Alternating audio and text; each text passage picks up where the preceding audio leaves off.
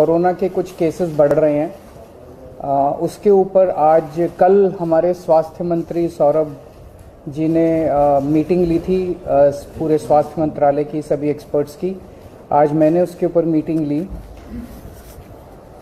पूरे देश भर का अगर हम देखें तो सेंट्रल गवर्नमेंट ने लगभग 2 हफ्ते पहले 6 स्टेट्स आइडेंटिफाई किए थे जिसमें कोरोना ज़्यादा बढ़ रहा है।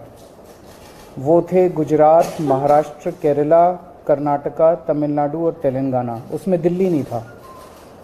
तो उन 6 स्टेट्स में कोरोना ज़्यादा बढ़ रहा है, उनको स्पेशल हिदायतें दी गई थी, भाई आप थोड़ा सा ध्यान रखिए। लेकिन हमने अपनी तरफ से, क्योंकि दिल्ली में अगर हम देखें तो 15 मार्च को लगभग 42 केस थे जो डेली केसेस आते हैं, ये बढ़ के 15 दिन के अंदर 30 मार्च को 295 केस हो गए। तो ये सडन जंप जो है ये थोड़ा सा पहले ही हमने इसको समझने की कोशिश की है कि ये क्यों बढ़ रहा है। तो 30 मार्च को कल की डेट में 295 केस थे। एक्टिव केसेस अभी तक के हो गए हैं 932 और टोटल टेस्ट्स जो हमने कल किए थे वो थे 2363। वैसे अभी कोई चिंता की बात नहीं है, 295 केस है, लेकिन हम समय रहते जो भी स्टेप्स उठाने की ज़रूरत है वो उठा रहे हैं। अभी तक टोटल 3 डेथ्स हुई हैं, उनमें 2 डेथ्स परसों हुई थी और 1 डेथ और 4-5 दिन पहले हुई थी।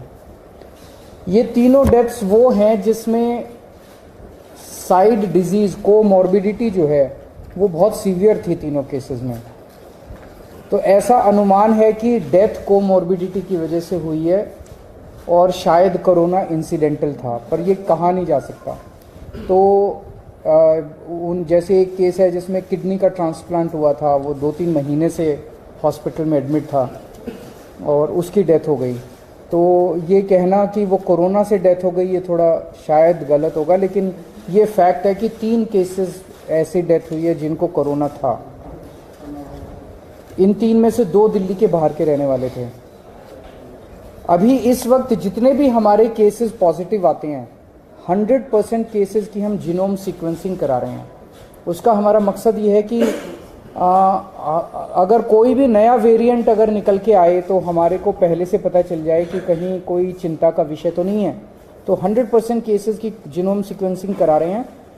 इस वक्त जो सबसे प्रिडोमिनेंट वेरिएंट आ रहा है वो है XBB 1.16। लगभग 48% केसेस में ये वाला वेरिएंट है और जो बाकी भी हैं उनमें भी इसी वेरिएंट के कुछ सब वेरिएंट्स हैं। इस वेरिएंट की 3 क्वालिटीज़ हैं। ये वायरल बहुत तेज़ी से हो रहा है, बहुत तेज़ी से फैल रहा है, लेकिन ये सीवियर नहीं है बिल्कुल भी। ना तो इसमें कोई तेज़ सिम्टम्स हैं और ना ही इसमें ज़्यादा हॉस्पिटलाइजेशन की ज़रूरत है और ना ही इसमें डेथ्स की ज़्यादा चिंता है। तो सीवियरिटी इसकी कम है, लेकिन इवेजन टू इम्यूनाइजेशन है कि अगर आपने वैक्सीन भी लगवा रखा है तो ये उसकी परवाह नहीं करता, ये उसके बावजूद भी ये इन्वेड कर जाता है। एक जो हम लोग दिल्ली में कर रहे हैं कि सीवेज जो है उससे हम एडवांस में पता करने की कोशिश करते हैं कि कहीं कोरोना तो नहीं आ रहा। तो मिड फरवरी तक जितने हम सीवेज के 7-8 जगह से पूरी दिल्ली में सैंपल उठाते हैं सीवेज के और उनको टेस्ट करते हैं। पहले अगर कोरोना आता है तो पहले सीवेज में कोरोना डिटेक्ट होना चालू हो जाता है। मिड फरवरी तक 0 कंप्लीटली पूरे दिल्ली में नेगेटिव था। उसके बाद से धीरे धीरे पॉजिटिव कुछ सैंपल्स में आना चालू हुआ और पिछले 15 दिन में अब ये सीवेज में पॉजिटिव इसके वो निकल के आ रहे हैं। हमारी इसको लेके पूरी तैयारी है। वैसे तो कोई भी चिंता करने की ज़रूरत नहीं है, बहुत कम अभी केसेस हैं और कोई सीवियरिटी भी नहीं है, लेकिन तैयारियों को देखते हुए हमारी 7,986 बेड्स हमारे अभी तैयार हैं कोरोना के लिए। इसमें ऑक्सीजन वाले बेड्स भी हैं, इसमें वेंटिलेटर बेड्स भी हैं, इसमें ICU भी हैं। 7,986 बेड्स हैं जिसमें से 66 बेड्स केवल ऑक्यूपाइड हैं। 66 RT-PCR के टेस्ट करने की हमारे पास सफिशिएंट क्षमता है। लगभग 4,000 टेस्ट हम सरकारी लैब्स में करने के लिए हमारे पास क्षमता है और प्राइवेट लैब्स में तो 1 लाख से ज़्यादा टेस्ट पर डे करने की क्षमता है। वैक्सीन भी बहुत अच्छा परफॉर्मेंस अभी तक रहा, नेशनल एवरेज से ज़्यादा अच्छा रहा।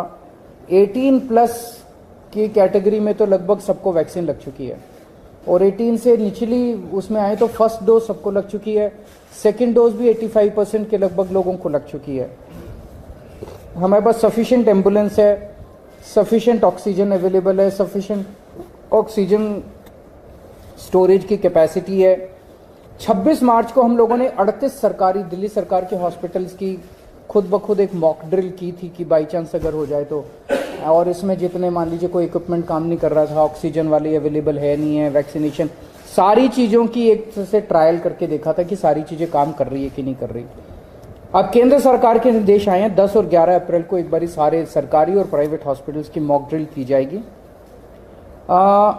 इसके ऊपर दिल्ली सरकार एक कैंपेन चलाएगी, अब एक मीडिया कैंपेन चलाया जाएगा लोगों को कोरोना के बारे में जागरूक करने के लिए और एहतियात बरतने के लिए कि कोविड अप्रोप्रिएट बिहेवियर फॉलो किया जाए।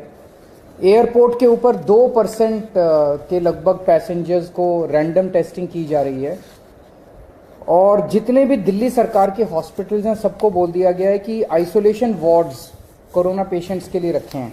कहीं ऐसा ना हो कि किसी को बहुत सीरियस, मान लिया ILBS में किसी को किडनी ट्रांसप्लांट हुआ, उसको कोरोना हो गया, अब उसको कोरोना वाले हॉस्पिटल में नहीं ले जाएंगे हम, वहीं पे अगर आइसोलेशन बेड होगा तो वहीं पे उसको एक अलग वार्ड में कर देंगे, तो उसका कोरोना का, किडनी का भी ट्रीटमेंट होता रहेगा और उसका कोरोना। तो हर अस्पताल के अंदर एक आइसोलेशन वार्ड की तैयारी की गई है।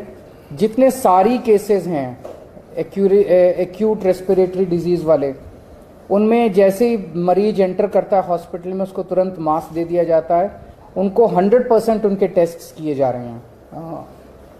और जितने इन्फ्लुएंजा वाले लाइक सिम्टम्स वाले पेशेंट्स हैं उनको 5% उनके रैंडम टेस्ट किए जा रहे हैं। तो ओवरऑल दिल्ली में लोगों को घबराने की ज़रूरत नहीं है, सरकार पूरी तरह से नज़र रखे हुए है और सरकार पूरी तरह से किसी भी इवेंचुअलिटी को फेस करने के लिए तैयार है। सर, बूस्टर डोज का क्या स्टेटस है? क्योंकि हमने देखा था कि जब कोविड था तो बहुत सारे लोग बूस्टर डोज लगवाए थे, लेकिन अब बहुत कम हो गया, इक्के लोग ही जाते हैं बूस्टर डोज। इसका क्या स्टेटस है अपना? सर, बूस्टर डोज अब नो लॉन्गर एजुकेटेड और अब जो है नहीं लगाई जाती। अभी मास्क की ज़रूरत, हम जितने भी जिनको भी सारी पेशेंट्स हैं जो कि इन्फ्लुएंजा लाइक सिम्टम्स हैं, इस तरह की सांस की बीमारी है, उनको हम सबको वो कहेंगे कि आप मास्क लगा के रखिए। लेकिन अभी केंद्र सरकार की तरफ से कोई गाइडलाइन नहीं है, और जैसे जैसे केंद्र सरकार गाइड करेगी हम उस पर स्टेप्स लेंगे। स्कूलों का सेशन शुरू होने वाला है, क्या स्कूल बच्चों के लिए एहतियात की जरूरत? अगर ऐसी कोई ज़रूरत होगी तो हम समय समय पे करते रहेंगे।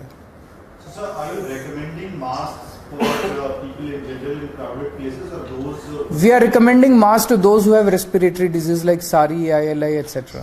सर, अक्सर ये देखा जाता है केस बढ़ते थे, हम रैंडम टेस्ट करा देते थे, खासतौर पर एयरपोर्ट और बस अड्डों। एयरपोर्ट पे 2% कर दी है, 2% उसको बढ़ाया जाएगा? जरूरत पड़ेगी तो बढ़ाएंगे, बिकॉज ये सारी चीजें जो भी हम कर रहे हैं, देखिए सबसे ज्यादा एक्सपर्टीज केंद्र सरकार के पास है, and we look up to the central government for giving guidelines from time to time. जैसे जैसे केंद्र सरकार हमें गाइड करेगी हम उसको पूरी तरह से फॉलो करेंगे। उसको आपको याद होगा कि डिजास्टर मैनेजमेंट से अलग कर दिया गया था कोविड को, so now this is not being monitored by DDMA और NDMA। Thank you.